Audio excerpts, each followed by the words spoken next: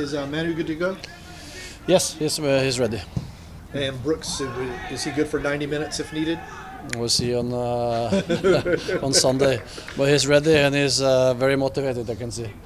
We've seen Ronald working by himself. Haven't seen Jamal. What are the timelines for those two? Ronald has a chance in the weekend. Jamal is too early, so he still haven't started running. So it will take a little bit more time with him. You weren't here for the playoff series last year, but it was exciting soccer. It was a good time. I know this is just the fourth of 34 games, but does this one mean more on Sunday considering the opponent and what happened last year, do you think? No, I don't think it means more. It's 3 points, and we want to win every game we are into. So, but of course, it's an exciting game, and of course, with history also, that's makes it even more exciting. You talked after the game about leadership and on-field leadership, and I'm curious if you've seen any improvement in that area in any of the sessions this week. Yeah. But you have to address what you see, and then you have to learn over time. It's not like done in a day. These things is like empowerment is feeling responsible for things, and first you have to know exactly what's expected. And when you do that over time, then you start to interact, and you start to know exactly what everybody in every position is going to do.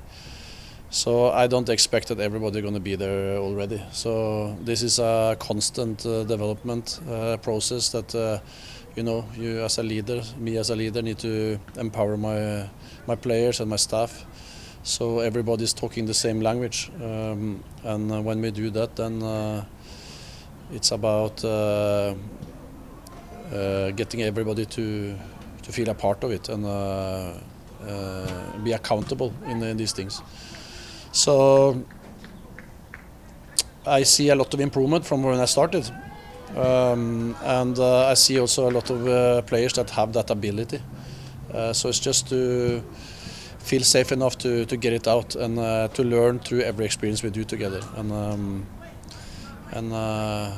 We have had some good moments, and we have some tough moments, and that was also what we expected. I don't think last year was a year with only ups, so right. It was ups and downs there also, but we need to step by step get better and better.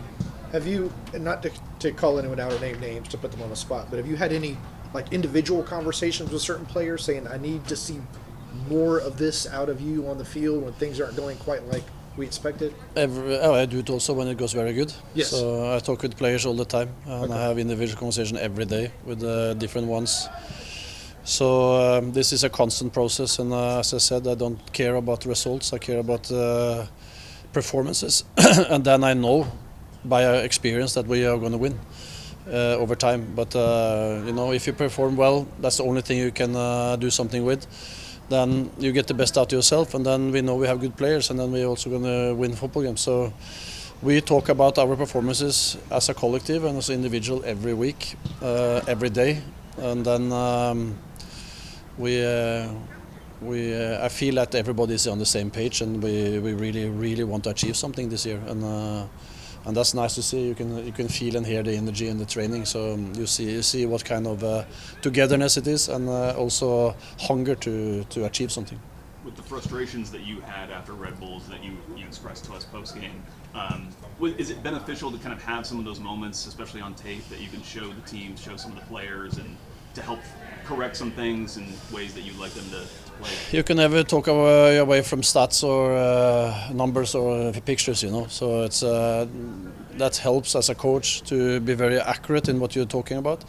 I have to say also I was maybe a little bit too much emotional, and I want that's how I am, When I see the game again, I don't think it was that bad that the picture I draw. Defensively, we had full control, but I think I get carried away with too many sloppy mistakes on the ball. I think that was what was irritating me most. And also when you know what we are capable to do, when you see what we do in the first half. So I think, again, the players understand that, everybody understands that. And now it's about how to get our good periods longer and our bad periods shorter and a little bit better. We talked back when you started about the need for development, and that was a big focus for you, is constant development from the team.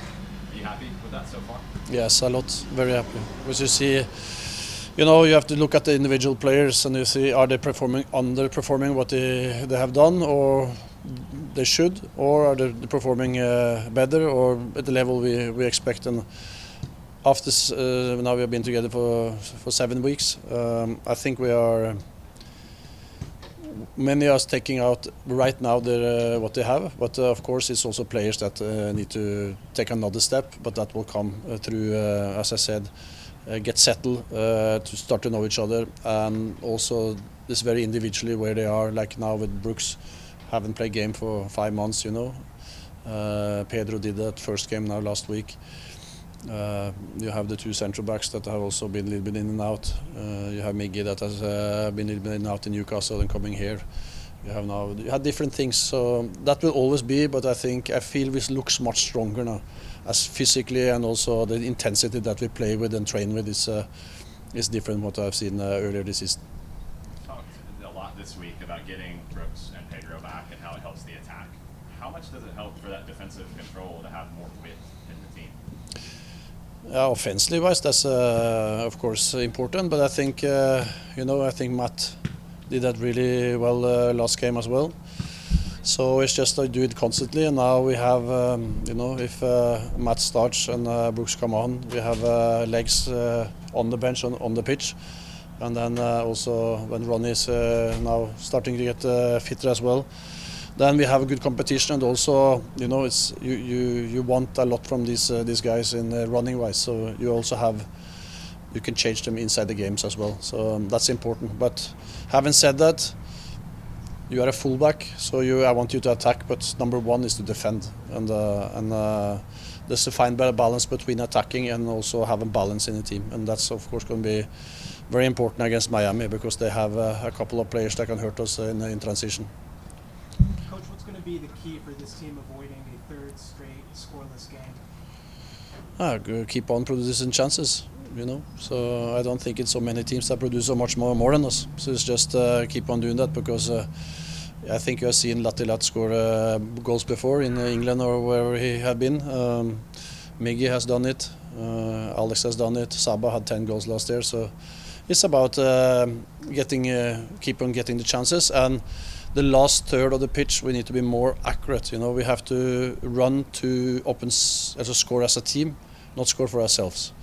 So I think it's too much that they take a responsibility. I don't think it's selfishness. It's more like, I want to do it for the team. But you have to understand that when you do runs for the team, you do also do it more easy for everybody to score more goals. You will score more yourself and also the others. So this is also a constant thing. Now we're talking about details, but now we had a lot of crosses, we had a lot of situations, we had also chances, but we need to have clear-cut chances. And I think there was only one real clear-cut chance. That was the header for Manu in the last game. The others is chances that you can score, but you don't have to score, and that's a different thing.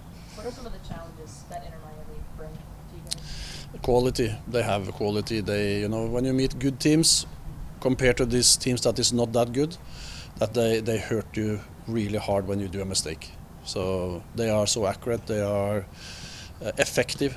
And you can see that over and over again, that they don't need to produce so much, but when they produce, they put the ball in the net or get clear-cut chances. So we need to be ourselves, number one, and play with that intensity that we always have done, and then take advantage also of that they are a little bit cheating in up front in the defense work. At the same time, that also says something then about the other way, so you have to be good in the offensive marking. So it's about doing a real good team performance, like we have done the 3 first half. If you can make that for 90, then we have a very good chance to win. They've already posted quite a few shutouts this year in Miami. How would you describe them defensively? Because last year they were a little bit open all the time. I think they have been better. So I haven't seen so much of them last year, to be honest. But I think they work when they have the more younger players on the pitch. Of course, they are good players as well. And when you mix that with the experience that Suarez and Messi and Alba and Busquets has, then of course you get a good mix. So I think they look strong, and I don't think they have lost this year either. So it's about time now. Ronny, you've spoken previously about how Miguel is a talented player, and you want him moving around the field, trying to find the ball, trying to find the game. Have you found that he and Alexi are kind of crowding each other out at times? This has been kind of a debate. I understand that. I think in the beginning that we haven't been too good to get us out from the back, because we have the takes a little bit time. But I think lately now that is getting better and better. So now I think Miggy can be more positional and wait for the ball instead of going and taking it. That's he do it because he feel that we need help to get up there. But I think now we start to really get the relations and the distances right, and then he can be more positional, because in the first half he was very positional. He played wider and he get overlaps all the time. And I think and we have talked together about this as well, that he can go in, but then Alex has to go out, or he needs to stay more positional so he can save energy. At the same time also get the overload that we need in this kind of situation, because that left back in that first half on Red Bull, I don't think he enjoyed it. So that then we have to keep on doing what's working, and I think that's a good learning for us. Is Miguel the vice captain, the one who could talk to the referee on the field? Yeah. Okay. It's not on the lineup sheet. That's what I was asking. Yeah. And was Mateus out there today? He had a little bit, felt something yesterday in his thigh, but I think he's going to be okay. He's going to be tested tomorrow. Okay. All right. Good. We'll see you on Sunday. Yeah, see you Sunday.